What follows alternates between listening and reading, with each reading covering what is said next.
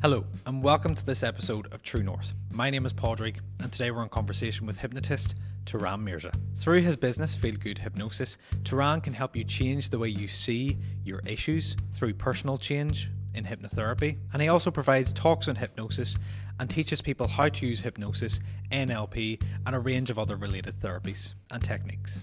In this episode, Turan talks to me all about the truth of hypnosis and how it helps you change the way you see your issues so that you can move beyond that barrier and live a better quality of life. Whether you think that it's a trick of the mind or there's a science behind it, this episode is going to really show you what hypnosis is all about. So, let's get into it. Turan, welcome. Thank you very much for having me. Hypnotherapist? Hypnotist? I like to call myself a hypnotist. Okay. It's one of those things that what I do for the majority of the time is hypnotherapy, but I don't like the word hypnotherapy. If you Google the word therapy, it means to overcome a disorder. Okay. And I feel that when I'm working with people, they're not broke, they don't have a disorder. They just have a way of thinking that they need to change. And I help them change that. So I call it hypnotic change work. But if somebody rings me and say, I hear you do hypnotherapy, I'll say yes. Because it simplifies the process. Yeah. But I just think people aren't broke. Especially the clients I've worked with over the years and the testimonial videos you'll see on the YouTube and whatever, or even the written testimonials on my website. They're not broke. They just had a way of thinking, and I needed to help them change that. Yeah. And talk to me a little bit more about your work and how that came about and what you do on a daily basis. Well, on a daily basis, I do, as I just said, I help people change their minds, change the way they think. If they have an anxiety, a fear, a phobia, post-traumatic stress, fear of flying maybe, fear of butterflies, fear of wasps, whatever, it's just a way of thinking that they've learned to do. Yeah. None of us are born, the famous one, obviously, fear of flying. A lot of people have a fear of flying. Airplanes are 100 years old. You couldn't inherit this stuff from your grandfather, your great-grandfather. Yeah. Your great-grandfather probably never, it was too expensive to get on a plane, So these things are learned. And if you can learn them, you can unlearn them. You can change the way you think about them. Yeah. And what does, I know that a lot of people maybe have a particular perception of the way that hypnotism works. Exactly. I know I did when I came to you, and funny enough, I was just thinking about that earlier. It was literally probably this time last year that I did come and see you for my own session. But when I walked in, I had a completely different idea of what it was before I walked through the door. Yeah. And then when I left, I went, what happened there? So for people who maybe have that perception of its rapid induction where it's like, and sleep, what's the difference between that and just a normal sort of session? Well, thank you very much, Netflix. Thank you very much, Warner Brothers, for giving all these great misconceptions about hypnosis. A lot of people think of hypnosis as that evil guy that robs the bank and makes the teller think they can hand over the money without thinking about it. It's not like that. That said, I do street hypnosis. That's how I learned. I'll probably come on to that later on. But it's just about understanding the way you think and helping you rethink. Again, I'm looping back to the same answers in a way. There's not a lot to hypnosis in life. It really is about changing the way you think. In a therapy sessions, I'm going to use a lot more conversational hypnosis. Okay, and immediately when I say that, people think, "Oh, are you hypnotizing me all the time? Am I hypnotizing you now?" When you come for a hypnosis session or hypnotherapy session, you're expecting hypnosis. So whatever I do, whether I'm talking to you conversationally, whether I do a more formal rapid induction, you're going to experience hypnosis somewhere along that journey. So I'm using hypnosis from the minute you come in the room. And a lot of the time people will just slip into their own trance. If I'm doing street hypnosis, you've got to be quick. People aren't going to sit around for 20 minutes while I relax them into a nice hypnotic state. Whereas when you're coming for hypnosis to change the way you think, you get to experience that over a longer period of time. So I've got that bandwidth to really understand you and really help you change the way you think. Yeah. And what is going on within the mind when that's happening? You know, is there a science behind it? Number one, there is a science behind it. So again, a lot of people think this is some sort of spooky woo-woo stuff. Yeah. Again, thank you very much, Hollywood and Netflix and whatever. But there is a science behind it. But I don't delve in, you know, for me, I don't explain the science on a daily basis to clients. They come in to want to change, and I help them change. I don't explain the background. They don't need to know, for a I lot of suppose. times, the people don't need to know the background. But in terms of when you think about it, everything we see, everything we hear, everything we taste, touch, you know, everything coming from our senses is shaping our understanding of the world. So if we see our mother when we're 1 year old, and we see our mother jumping up in a chair when she sees a spider on the floor, we'll go, that's what you do when you see a spider. So we learn these things. You might be on an airplane and you might be enjoying flying, and then there's some bad turbulence one day and the plane shakes like mad, and all of a sudden you go, oh, I don't want to be here anymore. Okay? So you learn these experiences. And it's the same with everything that I sort of listed earlier: post-traumatic stress, anxieties, depression. We've learnt from our experiences of the past and everything we were around us to be the way we are. So again, understanding the way you've learnt things. And the key thing I want to stress with hypnosis, and the beauty of hypnosis, is it's not psychoanalysis. Right. So as much as I say I've got an hour and a half, 2 hours to understand how you think, I'm just tapping into understanding the way you think, not understanding your whole history and background. I don't need to know that. Why? Because I know you know it. And hypnosis, again, is a beautiful thing I always like to stress to people. It's not something I'm going to do to you. Hypnosis is a process of helping you connect with yourself. And you know everything. You've got a big library in there of what happened when you were 1 year old, when you were 2 year old, when you were 3 year old, etc. Every moment in your life, every smell, every taste, every experience is in there. So I don't need to know it. So the beauty of hypnosis is you don't need to tell me a lot about your past. I just need snippets of understanding of how you think based on what you've experienced, and then you can connect with yourself at an unconscious level. And then you make the change yourself with my guidance. Yeah. Sometimes I say it's like me being, I'll promote myself to Steven Spielberg, and maybe you're Liam Neeson. So I will direct you on how to play out the scene, but ultimately it's Liam Neeson that plays out the scene. Yeah. And I might say, cut, no, we need to do it a different way, but I'm directing you, but you're doing the change. You're making the change within yourself. Yeah, and taking the action. And that's something that I've talked to a few people about recently, especially on these podcasts, is the idea of wanting to change. So I just before we move on, I want to touch upon that as well, and your experience with clients. I suppose, that do you find it's more effective, change happens more effectively when that person is ready or wanting it? Again, you have to want it. And I often say, I can't make you, even as a hypnotist, I can't make you do something you don't want to do. And I'll coin the joke, and it probably shows like I've got low morals, but I say, if I can make somebody do something against their will, I wouldn't be talking to you now. I'd be down the bank saying, give me £1 million, and they would hand it over, right? So that's not how hypnosis works. Not that I would do that, honestly. Even if you could do that, but I can't. That's not how hypnosis works. The easiest one to explain wanting to do it is stop smoking. I'll get a lot of people coming to me and say, can you help my husband stop smoking? I stopped smoking all by myself. And again, a lot of people don't need hypnosis to stop smoking. So I came, stop smoking myself, and now it annoys me that he still smokes. Can you make him smoke?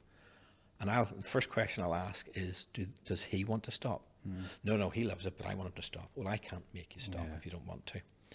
Again, coming back to that idea that you've got a conscious mind and an unconscious mind, and remember, these are concepts. We don't have two different minds, right? You'll see these diagrams of conscious and unconscious. It's just a conceptual idea because you've just got one brain, but there's parts of that one brain that are consciously doing things that we know we're doing, and unconscious things that we're doing on automatic pilot. But if you consciously want to stop smoking, but every time you wake up in the morning, you light a cigarette and you look down, you go, oh, I went and lit that again, I'll stop tomorrow. If you ask a lot of smokers, they'll want to stop smoking, but they'll go, oh, didn't even realize I reached for that, didn't really reach for the matches, I've lit it, or maybe they rolled it or whatever, before they realized, I wasn't going to do that today, because they're running on autopilot. Yeah. So if you want to consciously stop, but something that autopilot keeps you going, there's a disconnect between the conscious and the unconscious. And hypnosis can help you, these two parts of your mind talk together. If you think of it like, hand puppets, hey, I want to stop smoking, but you like smoking. You told me if you go down to the bicycle sheds and hang out with all the cool guys that are smoking, you'll get lots of friends. Yeah, but those friends have all gone now. Yeah, but you really want to stop smoking? You really do like it? No, I don't like it. Are you sure? Yes, I'm sure. Okay, well then we'll stop. Okay, so that there's that negotiation, but it's between you. Yeah. And that conversation between the two hand puppets, as it were, I don't need to be involved. Yeah. I just sit back and say, here, connect with yourself. Yeah. And I'll help you connect with yourself and understand how you can do that. And then I almost take a back seat, and then that conversation happens inside your mind. So I don't know what the drivers were. I don't know if it was the bicycle shed, or I don't know if it was, somebody says a drink in a pub's better with a cigarette, and you all of a sudden start doing it, whatever. I don't need to know those things. Yeah. You know why you started. And if I can help you connect with yourself, you can negotiate that out. The converse is, if you don't want to stop smoking, and I say, hey, you two start. Well, I want to stop smoking because it's costing a lot. But you said it was nice to smoke. Well, it is nice to smoke. I do like that one, especially that one before we go to bed. Okay, then I'll keep you smoking. So there's no disconnect. Right, so in hypnosis, you're not going to do anything you don't want to do. Yeah. And is that the same for, and I might get this wrong, but when you're doing sort of street hypnosis, yeah. Is that the same situation? Like, could you walk up to somebody and say, do you want me to hypnotize you? And they go, yeah. And you try and do it and it doesn't work. Can that happen? Street hypnosis obviously is a little more dynamic. Right. Okay, when someone comes to me, they've booked me probably 2 weeks ago. Okay. And they've been thinking about coming to me all for those 2 weeks. Yeah. And then they've, hopefully paid me, and they're driving down and they get to my house. All that 2 weeks, they've probably spent a month before going, well, will I ring him? Will I not ring him? All that brings them to the point where I'm ready to be hypnotized. Street hypnosis is slightly different, because somebody's walking, maybe I'm out on an afternoon and I stop someone on their lunch break. They didn't know they were going to bump into me today. They didn't know I was out and about. I probably didn't know till half an hour before they were going to be out and about. So they weren't expecting hypnosis, and all of a sudden say, hey, would you like to be entertained? Would you like to learn about your mind? Okay, I'll give it a go. So there's not as much prep there. So there's a chance it won't work, but if they want it, if they want the experience, it will work.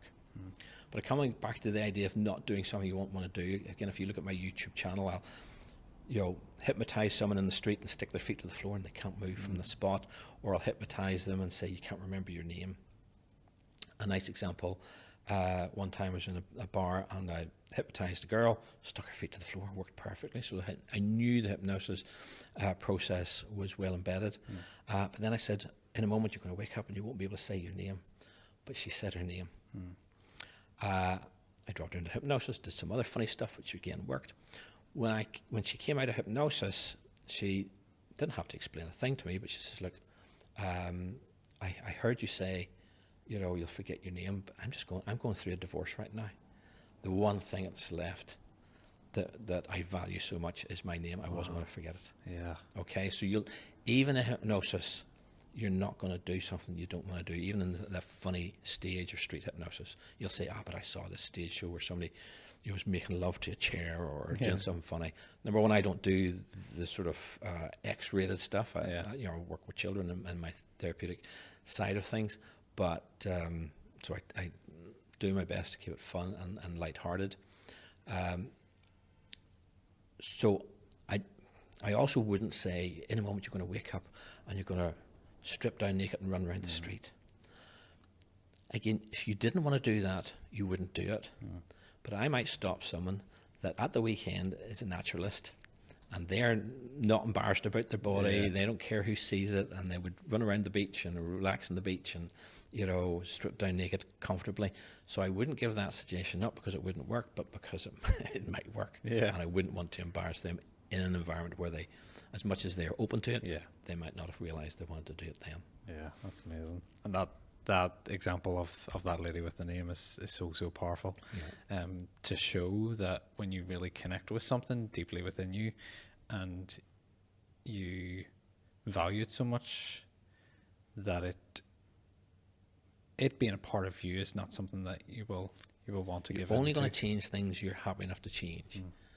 And you might say, well, nobody wants to be stuck with their feet to the floor, and nobody wants to lose their name. But people come up to me and say, yeah, you know, I'd like to be hypnotized.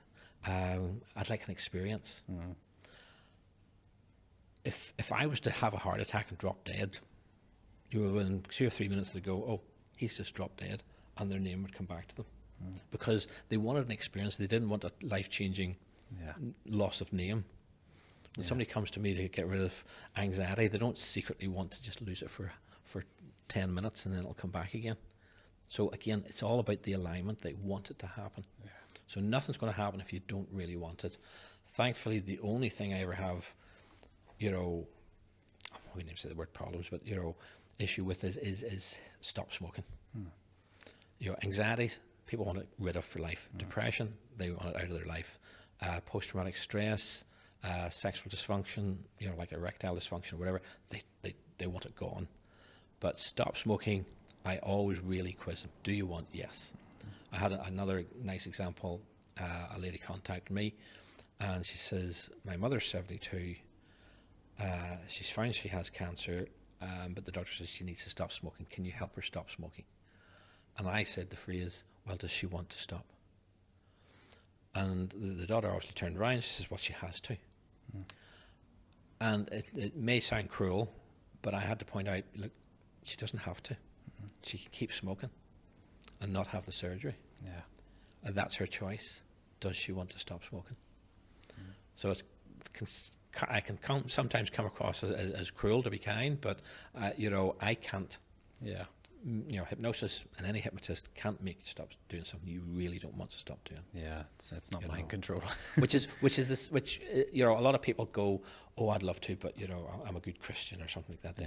No disrespect to any individual religion, but you know, a lot of people feel this is anti-religious and this is mind control.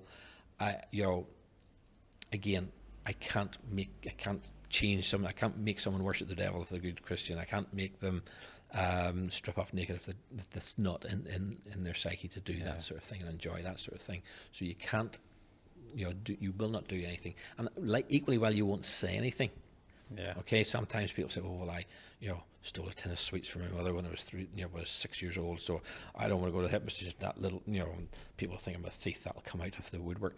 You will not divulge anything you don't want to divulge, simply because for a lot of the time I'm not even aware of what you're connecting with. I'm removing that barrier between the conscious and the unconscious and allowing these two to openly, frankly talk. And it might be, oh, do you remember that time on the bicycle? Or remember that time when you were 16 years old? Or remember that time when you had your first kiss? Whatever. You don't articulate that to me. You're realizing, oh, that's why, you know, I'm nervous.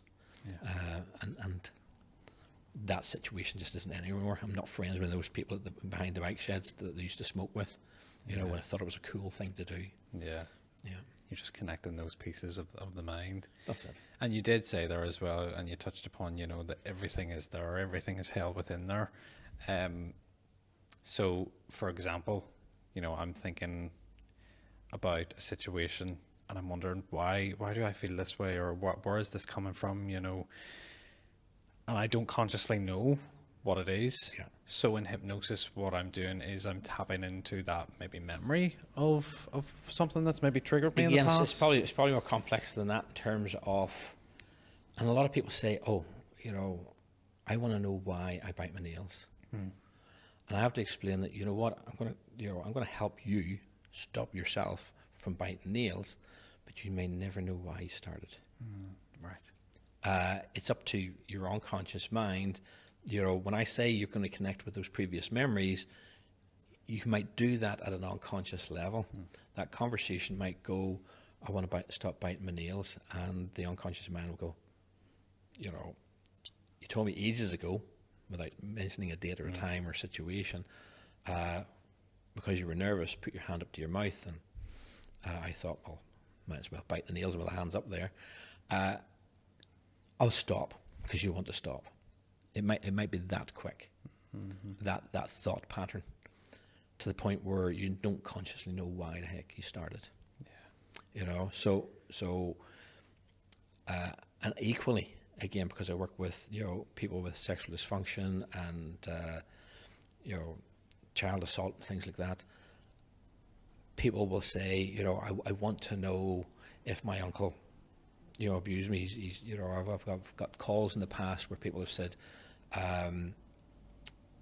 you know, my uncle's been arrested for being a paedophile, and I want to know, did he touch me at all? Because sometimes I get nervous, you know, in the bedroom or whatever. But they can't remember And anything. I will say, look, I'm not going to take you back there, because, you know, hypnosis is about imagination.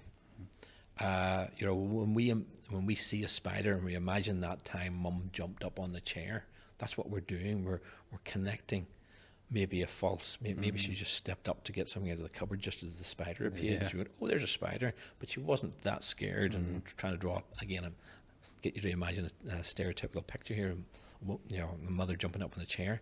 But it could have been coincidence at the time that she was on the chair when she saw the spider, but you've made that false connection. So people can make false connections, and I don't want to reinforce at an unconscious level a false connection, and I would turn people like that down if they want to know what happened. I can say, look, you have a feeling that you were abused as a child. Are you okay now? Yes. I can help you get rid of that feeling, but I'm not going to take you back. Yeah. That's a lot about the work that you do. For those that don't know you, take us back a little bit into those formative years to help us understand the man that sits here today. Well, my history, I don't know how far you want to go back. I was very much always into computers. Okay. And from my age, computers were a lot smaller back then and a lot more expensive back then. So as a kid, I loved tampering with electronics and getting into computers as computers were coming in the 80s and 70s and 80s. Yes, I am that old. I don't look at the yes before you ask. And yes, so my career path was to go into electronic engineering. I started a degree in electronics systems, and I did a year out with British Telecom's software centre. And basically for 27 years I was a software engineer. I became a software manager, and then I became a director of engineering, managing software engineers, mechanical engineers, and electronics engineers. So prior to hypnosis, engineering was my thing. I worked for a company called Nortel, which you're probably too young to remember. It was a telecoms company. We would make telephone exchanges, and I would write the software for the telephone exchanges. I mean, there's a funny story there in terms of when I was working with BT, I had the brass neck to say to them at the end of the year out, I says, look, any chance of getting a job when I come back, when I finish the degree? And they said, yeah, well, should be a place for you. Did well, and you're hard work and all the rest of it.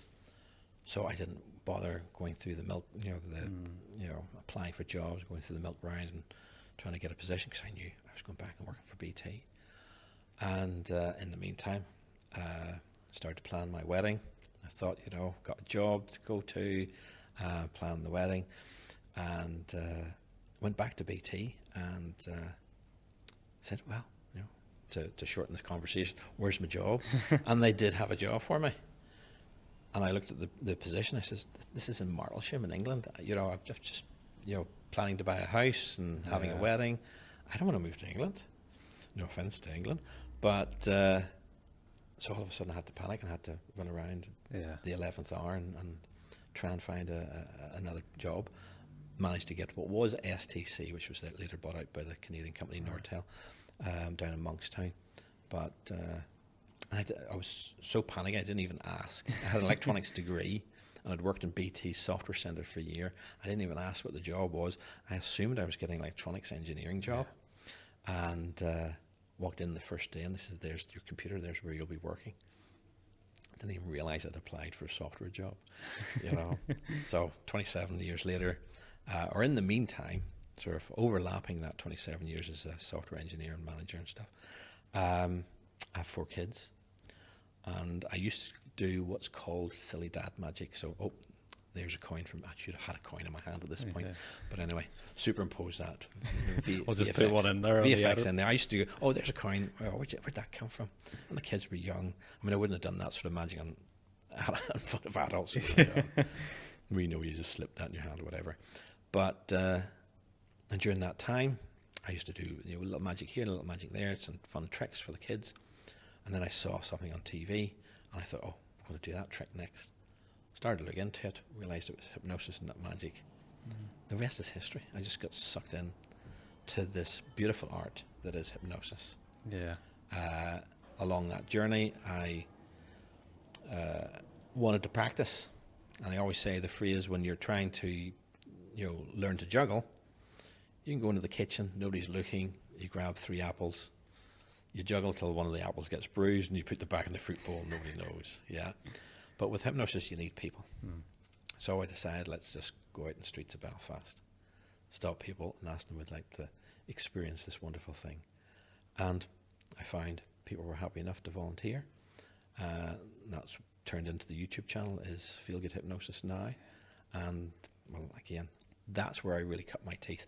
At that time, it was just starting out from doing something fun for the kids to getting hooked in this understanding of what hypnosis was, and I really built up a lot of experience through the street hypnosis. I had no intentions of helping people overcome anxieties or depressions or anything, but during that time, people would tap me on the shoulder and say, "Here, you just made him forget his name. Can you make me forget I smoke?" And I thought, I'll give it a go, and it worked. Yeah. And so, stop smoking and insomnia were the first things that people asked me for, and it worked. And people just talked. I came to him and he helped me stop smoking, and the referral route really took off. Word of mouth. So I was doing that again as a hobby in the evenings. And 2016, I was working in a company in the oil and gas sector. I was the director of the engineering team, and well, if you can remember 2016, you're probably even too young to remember 2016, but the oil prices were really plummeting then, right? And they were looking to cut some staff. Okay. I was enjoying this hobby thing, and I thought, you know what, I'll see if somebody else going, because they were looking to make redundancies and stuff. I says, like, I'll take my leave. Yeah. And 2016 set up full time doing this. Amazing. Yeah. Fantastic. I do vaguely remember 2016 because that's when I started driving, and the prices of petrol, diesel were a lot cheaper back then. Well, that's it. That's it. And am I right in saying your son does? My 2 sons as well? Both? My 2 sons. So again, nice little anecdote there. Don't know if I should say this on camera, but I said anyway. I do tell this in my training programs. So my wife's a twin. She has a twin sister, and we have what we would call a love-hate relationship. I don't know if you know anyone like us here, but I'd say, it's quite sunny. I think it's going to rain. Whatever I say, she would probably say the opposite of. And it was quite early in my learning of hypnosis. It was Christmas Day, and the family around, including the sister-in-law, and somebody says, show us what you can do. And at that time, I say at that time, and still, if somebody says, show us what you do, I'll do it. But I hypnotized my sister-in-law, made her forget her name, made her forget the number 7, so she ended up with 11 fingers instead of 10. She was probably the first time I'd done about 5 or 6 skits in a row. Right. When I was starting out, I would just hypnotize someone, stick their feet to the floor, and then wake them up and send them on their way. that was one of the first times I really did a long set of skits. And that was the day my son said, because my son, when I started to do this, that people are just playing along. They're not really hypnotized. It's just social compliance. They don't want to embarrass you, but says it's not working, so they're not moving from the spot. They're not really stuck to the floor. But when he saw my sister-in-law doing what I asked her to do, and forget the number 7, with total amazement on her face, he went, "This stuff works. Yeah. This is real." And he started to take the books off my shelf, start to read them, and got into it. So we would go down to the streets of Belfast, and I would hold the camera, and he would hypnotise someone, then he would hold. So I was, in the early days, I got him to do camera person. I ended up, we had to do swap around, as he got his experience. So that was Jonathan, my eldest son, and then Daryl, the second son. He was in America. I don't know if you ever heard of Camp America. Mm-hmm. Yeah. So he was doing that, working in sleepover camps in America, and he came back saying, every year at the end of the season they would bring a hypnotist in, do a stage show and stuff. He says, so I want to do some of that when I go back. Yeah. Now the irony is, because he has his own business and his business took off, so he never ended up going back the year he learned, but he says, right, teach me how this works. Yeah. So I taught him. So the two of them would come along. If I was doing, say, the Balmoral show, did that, pre-pandemic, so, I had to stall the Balmoral show. They would come along and help do some entertainment stuff to draw attention to the stand and stuff. I'll say the phrase, they don't do any of the serious change work, but it's hard not to. People often say, and you might get a few, I've heard this from other hypnotherapists, well, I do the serious stuff, helping people overcome depression and anxiety. I don't do that stage stuff.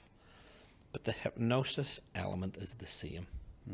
The hypnosis element is the same. If you understand exactly what hypnosis is, what's different is the suggestion. So instead of me saying you forgot your name, I'm saying you forgot to smoke. Yeah. But the hypnosis element is the same.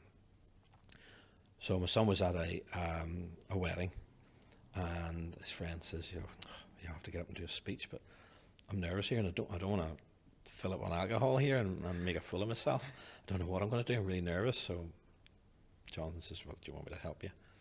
Hypnotised him, give him that confidence, and he aced the speech. Wow. So I can no longer say, I used to say, they don't do that, the therapeutic side of things, but that in itself, light stuff like that there, it's very straightforward, very easy to do. Just a quick word from our sponsors on this podcast. This week's sponsor is Simply Zen. Simply Zen is one of the most amazing, magical and spiritual holistic and wellbeing brands in Northern Ireland today and across the UK. Simply Zen hosts a range of different events, a range of different training academies, and they also have fantastic products on their website and in store that range from crystals, such as the one I'm wearing on my neck at the moment, to incense, jewelry, novelty gifts, ritual items, and so much more. Everything for your magical needs. Simply Zen is the home of holistic well-being, and if you want to visit them, they're based in Belfast City Centre, and you can also visit their online store, simplyzen.co.uk. And if you want to check out any of the events they have on, they always put out their events at the start of every single month, whether that is training courses, ceremonies, retreats, or just a simple meditation and sound bath experience. Simply Zen is there for all of your spiritual, mindful, emotional, and well-being needs. They also have a range of different therapies such as Reiki energy healing, Indian head massage, Rahani celestial healing, Hopi ear candling, facials, and so much more. So if you're into your spirituality, if you're into your mindfulness, if you're into your well-being, check out simplyzen.co.uk. And if you're wanting to shop online for an amazing gift or something just to treat yourself, don't forget to use the code TRUENORTH for 10% off. That's TRUNORTH, True North, in your voucher code at the checkout for 10% off. So, why wait around? Make your life magical today with Simply Zen. I was having a conversation with somebody fairly recently, and I love this analogy. Well, it's not really an analogy, it actually happens. I want to ask you if this is hypnosis at work. So I'm driving home, maybe 5 minutes away from home, 5-10 minutes away from home, and my phone rings in the car through the car system. And so I press hello, talk away, and maybe at a set of red lights, and then 2 minutes later I'm at home. Yeah. And I should reiterate this again. I've already said this on a podcast. It's on hands free, and I'm not holding the phone, and I get there safe. But is that sort of that same process going on? That's what they call highway hypnosis. Okay. Okay. Again, that sort of phrase is coined in America. So the massive big long highways, and usually you'll miss a stop because you're so focused on what you're thinking about. So your conscious mind is, taking the back seat, but your unconscious mind is still driving the car. Yeah. I mean, how many if you remember your driving, you said 2016 when you learned to drive. In those days, you thought, I have to bend my knee here and press the pedal, right? It was that obvious to you. It was that conscious a movement. Now, you just go, oh, I had to stop. Oh, there was a red light. Yeah. Right? So your leg's done this work. You're on automatic pilot before you even realise why you're stopping. You'll come down to slow down in speed. So if a dog was to jump off, or a child was to step off the pavement, your unconscious mind would say, here, you need to consciously be aware of what's going on here. So you'd pop out of it. So it's not that you've fallen asleep at the wheel and just woke up and managed to get home without crashing into anything. But it is an element of hypnosis. It's called highway hypnosis. I suppose that's probably down to me taking the same route, going home, and like you said, if something out of the ordinary on that route was to happen, then the conscious mind would probably kick back in and go, oh, here, hold on. Exactly. It's the same reason why you can drive maybe 10 miles between work and home every day, and it feels like 2 seconds. But if you have to go to a new barber's and it's 10 minutes, it's 10 miles away, you think, well, that's the same distance between home and work. Yeah. But it takes you a lot longer because you're consciously aware of every turn. Am I missing the turn? I Googled it. I'm looking for a red bricked house to take a left at. So you're constantly, over processing it. So you're consciously aware of everything that happens. Even though it's the same distance, it feels like it's took twice as long to get there. It makes me think of the importance of, I suppose, habit and repetition in a lot of these things, So I know that speaking to you last year, you were saying that, this one session might not be the session that helps you. You might need to come back once, 2, 3, maybe even 4 times, whatever it may be. And obviously I know that we build upon habits and we build routine through repetition. Is that the same with hypnosis then in some cases, where you have to sort of repeatedly bridge that connection between the conscious and subconscious to be able to find the change? I'll say not really. What I tell a lot of people, I don't say it to everyone, but if somebody says, how long is this going to take? I often probably glibly reply, it's going to take about 1 millisecond for the change to happen. Right. Because ultimately, what we're doing, to get back to the scientific level, is we're trying to break or bridge a neural network in our minds. Yeah. Okay? Now I think, that sounds very, scientific. Do we need to pour acid on that neural network to break it? I see a dog, I feel fear. There might be that neural connection there. But we made that ourselves. That chemical reaction happened, and those two things were fused together. And we just need to do that in reverse to get rid of the seeing a dog and feeling fear. So it's going to happen very quickly. It just might take you, and again, put the blame on the client, but you know what I mean. As I said before, it's not what I do to you. It's about go into that library, find the right book, and rip that page out. Now, it takes 2 seconds to rip a page out of a book, but it might take a bit of time, might take a couple of sessions to find that one page that really needs changed. Right, okay. Yeah. So hypnosis is very fast, but again, just working together. Somebody might come in, and as you said earlier about all these misconceptions, he's going to make me cluck like a chicken before he actually gets rid of my nerves. So they might not be focused on looking at the right book and finding that right point in time. So it does happen very fast, but sometimes it takes multiple sessions. And the odd time, based on feedback, so I just work session by session, if somebody gives me feedback saying, it's great, it's gone. Or another good regular situation, somebody say, I didn't feel nervous for 5 days, but the last 2 days it's come back. That means we found the book, but you scribble a fresh paragraph in that book again. So we know where the book is. That's the good news. We just need to extend the time 5 days to 5 decades. Yeah, I was going to ask that question actually based on somebody else's experience that I'd heard of, where they had what they said was hypnotherapy, and they had 1 or 2 sessions. Everything was grand. You know, they felt fixed in their words, and then about a year or 2 later, they felt it was all just back to normal again. Yeah. And so they weren't asking me, but they were asking the person who was working with them, do I need more sessions to do that? So is that a potential? Is that like a normal thing that might happen? There's no, the brain's so complex. Yeah. Some of these questions are impossible to answer, but my experience is, for instance, somebody might stop smoking, and then their mum passes away, and they start smoking again after 5 years. Yeah. It's not that the hypnosis didn't work, because it worked for 5 years.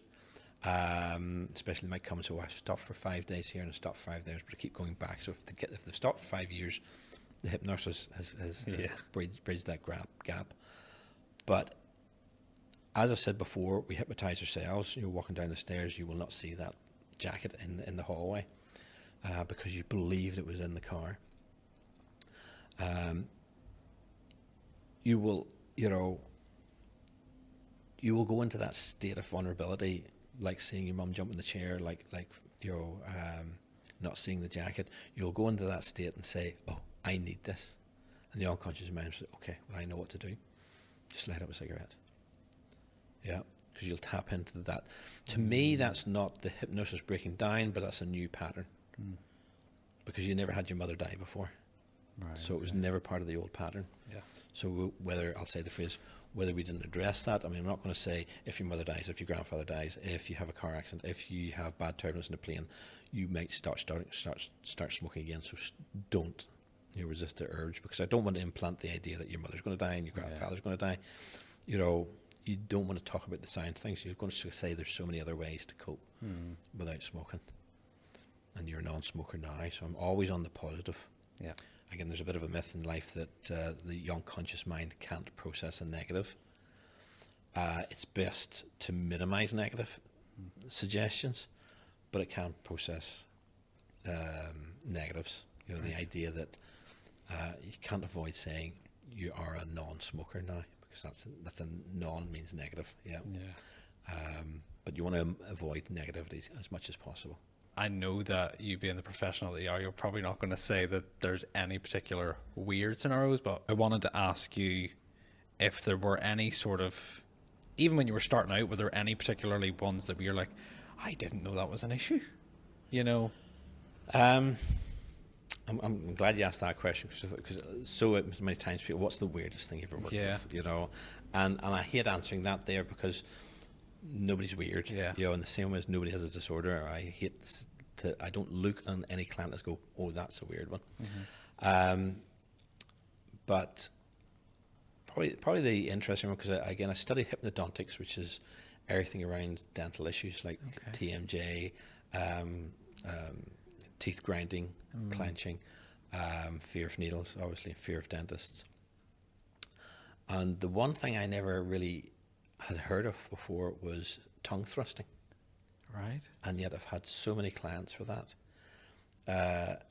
Tongue thrusting is the process of, maybe they've had some dental work, but they start really pushing their tongue in the inside of their teeth. Right. And for some people, it gets so bad they need reconstructive surgery on their gum. Wow. Because they're loosening their teeth, because they're constantly thrusting their tongue. So that's one I'd never heard of before I started this. Trauma, anxiety, depression. Yeah. In its many guises, and fear of flying and stuff. I don't even think in the training. I don't want to knock my trainer. Excellent trainer. She actually wrote the book on hypnodontics. But tongue thrusting I hadn't heard of before. So that was a bit of a surprise to me. But again, and people say, do you specialize in anything? I say I specialize in one thing, and that's changing the way people think. Yeah. So it doesn't matter whether it's the way you think about butterflies, whether the way you think about cats, the way you think about. I've worked with people from who were part of the experienced the trauma from the Oma bombing. Probably the most again, I don't know what to call the most public one. The YouTube video for Joanne McConville, who in 1995, after 63 successful parachute jumps, jumped out of the plane. Not only did the parachute open, but the auxiliary parachute opened, and the two tangled together, and she hit the ground at over 100 miles an hour. For 25 years, she couldn't talk about what happened. She couldn't write about what happened, and she couldn't even go to the site where she fell. 2 days after coming to see me, she took her 17-year-old daughter, and her daughter heard stories she'd never heard before. She took her daughter down to the site where she fell.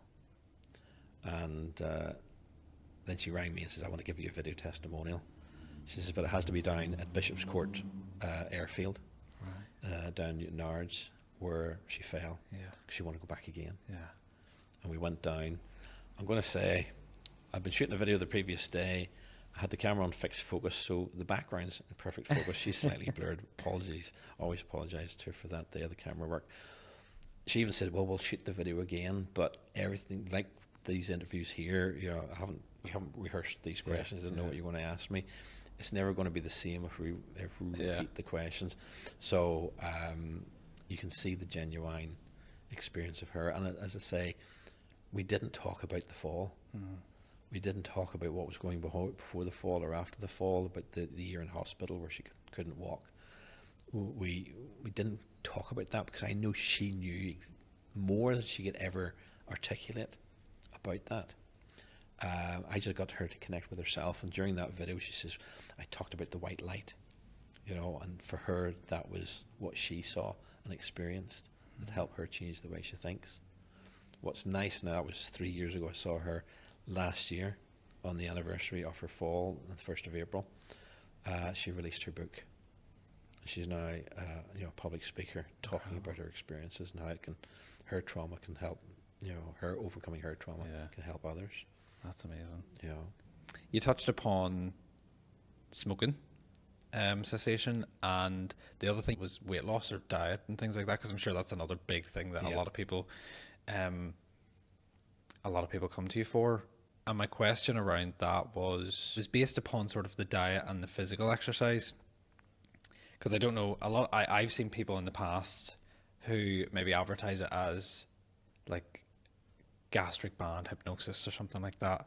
I don't know if it is that, or if that's essentially sort of what it's based on, or is it all based on the same thing? But are you directing people towards a better diet or a better physical health, like physical activity, or could it be just sort of based on their needs?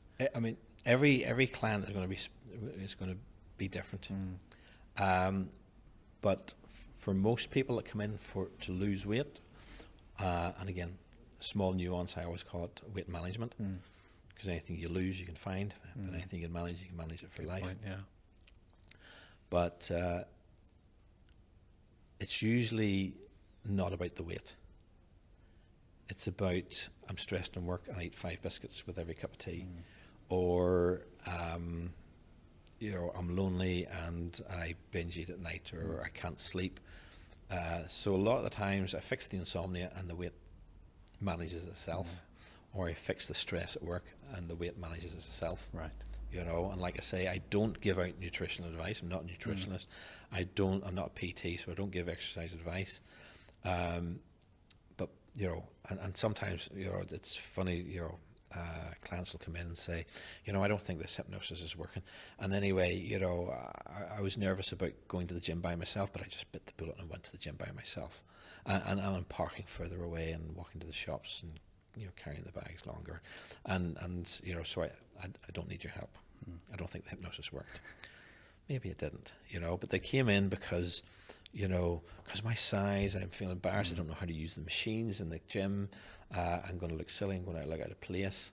So I don't need to give them weight advice or exercise advice. I just need to get over that shyness or that embarrassment feeling. Yeah. It's always about the feeling, how you feel inside your head. Yeah. You know, if I can disconnect the feeling, again, people say to me, jumping back to like the spiders, you know, if you overcome my fear of spiders, does that mean I won't know what a spider looks like? No, you just, you know, you'll know what a spider looks like, but you just won't have that negative feeling every time you see one. Yeah, so it's always about the feeling and detaching.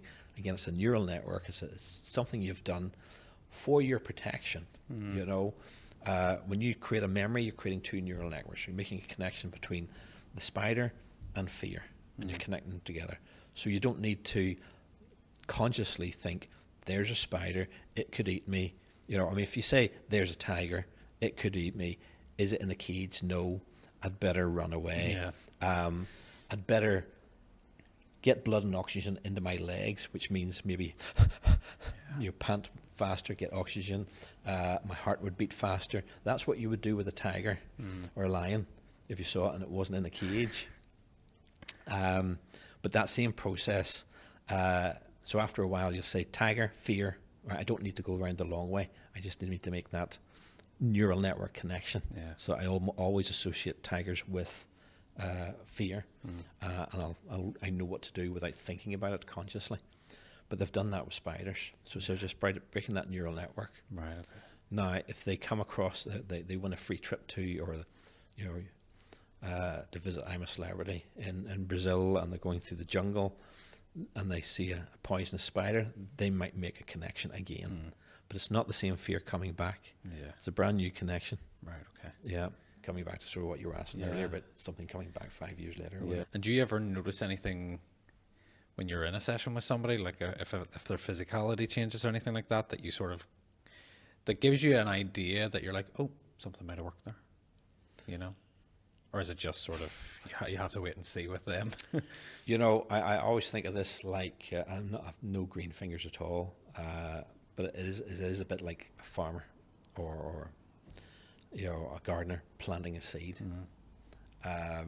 You're not going to know how that's going to grow until you get the feedback. Yeah, and I just wanted to ask you about that, you know, like how does that make you feel when you see somebody overcoming a fear or phobia, or again, for want of maybe a better word, an issue that they feel like it's something that is broken within them? You know, how does that make you feel as somebody who's guided them? Because I'm not going to say, you know, you've directly helped them, you know. Well, that's it. I mean,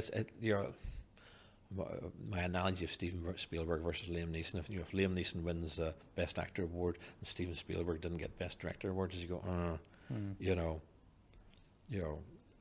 I didn't get the credit. You know, it's them fixing themselves. Yes, if I hadn't been there to give them that guidance, they might not have found that spot that they needed to change. But the buzz is unbelievable when you hear, you know, people giving feedback. Yeah, and I'm sure it's very rewarding for you, not in an egotistical way, but just like, you know, sort of from a place of gratitude to feel that. That's it. You know, I'm making a difference to people's lives, and that's, you know, of course, that's going to be rewarding. That's incredible. Yeah. Just to begin to round us up, we'll move into the last three questions, and I know that you know roughly sort of what these are anyway. So the first question is, what is the best advice you've ever heard? Just do it. Just do it, or I've got two answers now. Dare to feel. There's a hypnotist. He's a stage hypnotist, but he would do work with sports teams in America, just in trance. And he has this beautiful phrase, which is dare to feel. You know, don't be worried about feeling. Just dare to feel. Just go out there. You know, which is really a lot of what I'm teaching people to do street hypnosis. Is just go up there. Yeah. You know, it may not work because it's windy. It may not work because you've bumped into somebody that's on their way to grab sandwiches and get back to work before the boss realizes they're out of the office and they don't have time for it. There's 101 reasons why something might not work, as I said earlier. You know, but just dare to feel. Yeah. Dare to fail and just do it. Just do it. I love the both of those. What is the most valuable lesson you've learned in life so far? Just to enjoy life and be happy.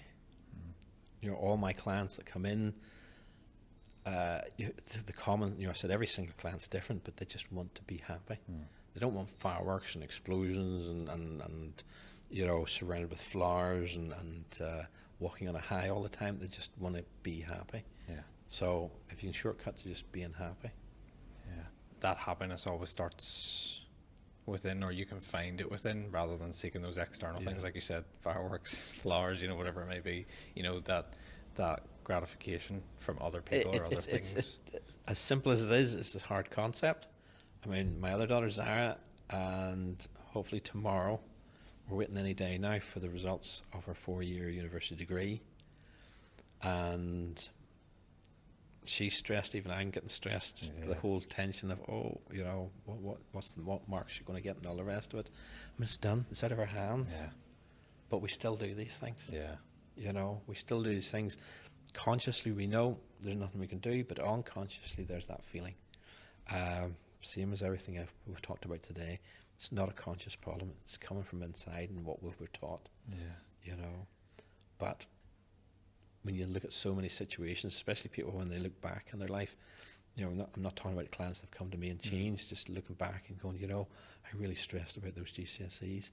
I'm now 40 or whatever, 50, and means bloody nothing. Exactly. GCSEs, you know. Yes, they're a stepping stone to something else, to getting that good A levels, getting that good degree or whatever, to getting that job.